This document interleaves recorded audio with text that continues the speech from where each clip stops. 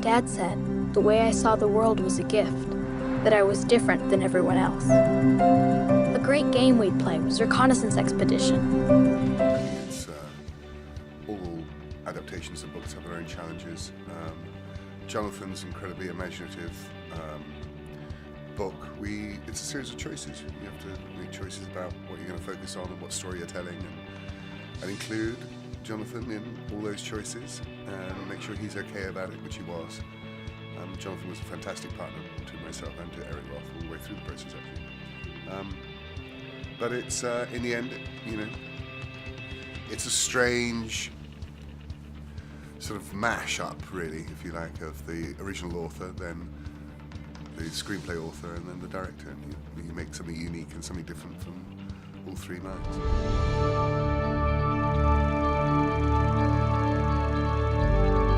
What do you miss about him? I miss his voice. I was in London on 9/11 with the producer of this film, Scott Rudin. We were actually finishing the hours at that time, and both of us shared those days in the aftermath together.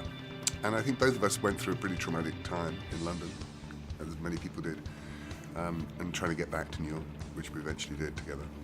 And I suppose part of the reason for doing the film was because we shared those days together. I think that everybody has their own 9/11 story.